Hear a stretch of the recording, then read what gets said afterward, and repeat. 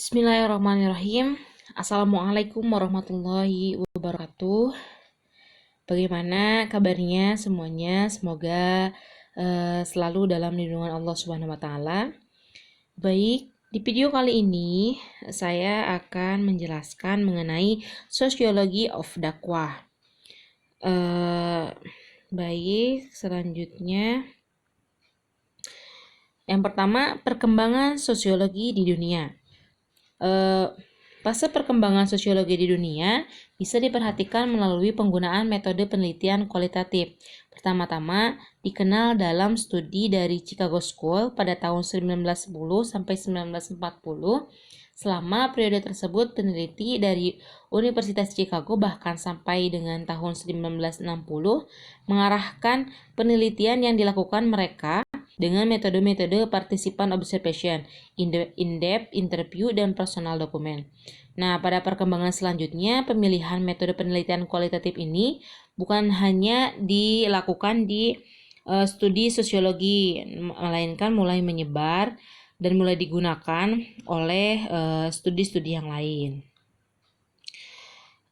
Eksistensi keilmuan sosial, terutama salah satunya cabang yakni sosiologi, semakin berkembang di jagar keilmuan. Secara garis besar kita ketahui bersama ya bahwa ilmu pengetahuan terdiri atas dua, yaitu yang pertama ilmu pengetahuan alam yaitu sains yang sangat bersifat statis, dan yang kedua ilmu sosial lebih bersifat dinamis meskipun dalam realita melalui pemikiran, diskusi, dan penelitian, seakan masih terkait dengan keadaan statis, yaitu mengkaji struktural.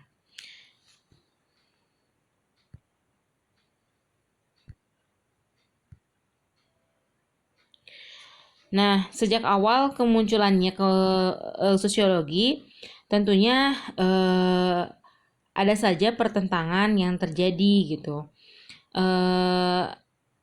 Tatkala ilmu tersebut semakin mendapatkan posisinya, sosiologi mengancam keilmuan sains yang kian mengalami perhatian jamaahnya. Karena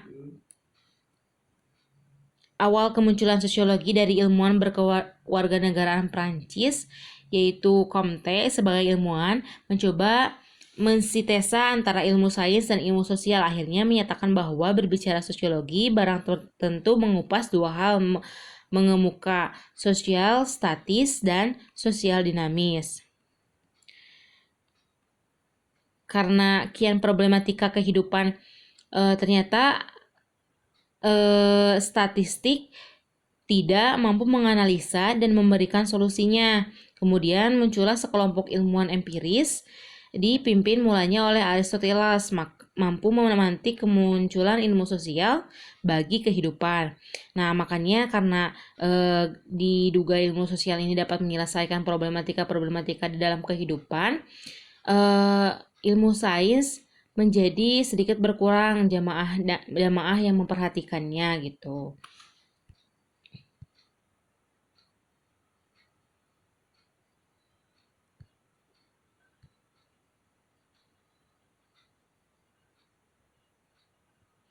Jauh sebelum keilmuan sosial mendapatkan posisinya, maka kedudukan keilmuan dipegang kuat oleh pakar rasional, bisa dikatakan dipimpin oleh alur pemikiran dari Plato. Tergolong keilmuan positivistik yaitu sains. Plato mempertimbangkan keilmuan tersebut terus berpedoman objektif melalui serangkaian data valid dengan penghitungan angka statistik. Lalu bagaimana saat itu ilmuwan di Indonesia? Awalnya segenap ilmuwan tergolong pakar ilmu sosial, salah satunya sosiologi, tentu terus diperdebatkan kehadirannya oleh ilmuwan sains. Kondisi dunia sama halnya di Indonesia masih mempertanyakan persoalan endemis, yakni sejauh mana sosiologi akan bisa memberi arti bagi kesejahteraan umat manusia. Padahal, jika diperhatikan secara seksama, maka secara keseluruhan, unit pembahasan sosiologi membicarakan urgensi dalam kehidupan manusia, kemiskinan di pedesaan, otonomi daerah, proses demokrasi, pendidikan merakyat, disiplin hukum, jaminan hidup selayaknya, konflik, dan hal-hal lainnya. Lalu, bagaimana ilmu dakwah dapat menjadi penguat dalam hubungan sosial? Nah, dari arti dakwahnya sendiri, dakwah merupakan kegiatan di mana seorang dai atau pendakwah dan mad'u jamaahnya yang bersosialisasi di dalam dengan membawa proses interaksi sosial di dalamnya. Sosial menjadi hal yang tampak pada proses berlangsungnya dakwah. Tatkala dai dan mad'u berada di dalam suatu tempat yang sama, maka menjadi penanda hubungan sosial mereka sedang terjalin. Selanjutnya, definisi dakwah mendekati kesempurnaan. Maknanya bisa kita telusuri dari pernyataan Ali Hamzi. Menurutnya, dakwah yaitu usaha untuk mengajak orang lain untuk meyakini dan mengamalkan akidah dan syariat Islam dengan terlebih dahulu telah diyakini dan diamalkan oleh pendakwahnya sendiri. Jadi menurut Ali Hamzi ini seorang dai itu baiknya menyampaikan sesuatu yang telah dia amalkan sendiri pada kehidupannya, begitu.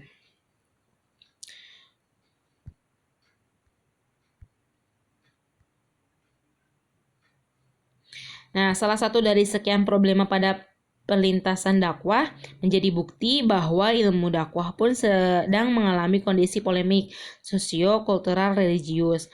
Padahal, jika mengharapkan keteraturan sosial, maka dakwah menjadi tugas bersama. Oleh karena itu, tulisan singkat ini berupaya untuk menawarkan solusi keteraturan sosial dengan mencetuskan keilmuan dampingan bersama yang disebut dengan sosiologi dakwah. Keilmuan tersebut akan memadukan ketiga keilmuan yang telah mendapat pengakuannya, yaitu sosiologi, ilmu komunikasi, dan ilmu dakwah. Nah, sejalannya dengan dilibatkan persoalan agama ke dalam masalah kajian sosiologi menjadi hal yang sepatutnya terjadi. Mengingat selama ini manusia seringkali di saat merasa resah, gelisah, dan bimbang dengan apa saja problema kehidupan yang sedang dia alami, akhirnya akan menghadirkan jalinan antara hamba dan Tuhan demi mengharapkan ketenangan di dalam jiwa. Maka oleh karena itu, alasan yang bisa menjelaskan posisi ilmu dakwah sebagai sisi penguat untuk sebuah disiplin ilmu alternatif menyelesaikan masalah seluruh umat beragama di dunia, yaitu sosiologi dakwah salah satunya. Lalu sosiologi keilmuan tentang segala hal kebermasyarakatan. Pertama-tama definisi dari sosiologi itu sendiri. Sosiologi berasal dari kata sophie, yaitu bercocok tanam atau bertanam. Kemudian berkembang menjadi socius dalam bahasa Latin yang bermakna teman atau kawan. Lalu berkembang lagi menjadi sosial. Artinya ilmu komunikasi, ilmu dakwah, sosiologi, berteman, bersama, berserikat. Jadi secara pemahaman sederhana, maka sosiologi berarti ilmu yang mempelajari tentang pembentukan realitas sosial, dinamika, dan perubahan bagi sekumpulan orang dalam suatu masyarakat.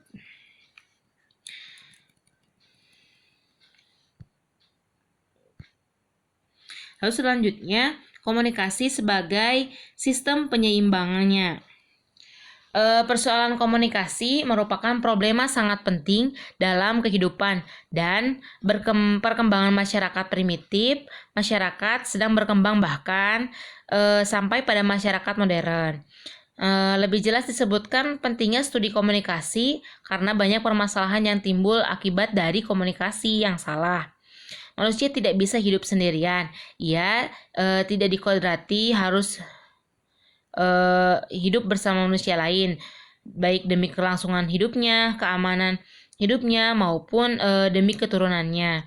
Nah, melalui ilmu komunikasi yang diaplikasikan secara benar akan mencegah dan menghasilkan konflik antar pribadi, antar kelompok, antar suku, antar bangsa, antar ras demi membina kesatuan dan persatuan umat manusia penghuni bumi ini.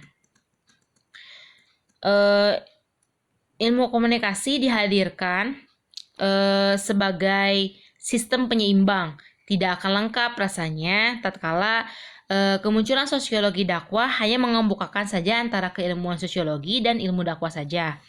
Memberikan fondasi keilmuan komunikasi kala mewacanakan sosiologi dakwah mengakibatkan dakwah nantinya yang menjadi misi setiap umat beragama akan menemukan usaha atau kegiatan penebar perdamaian dan berbagi kasih sayang secara tepat dan jitu di dunia gitu.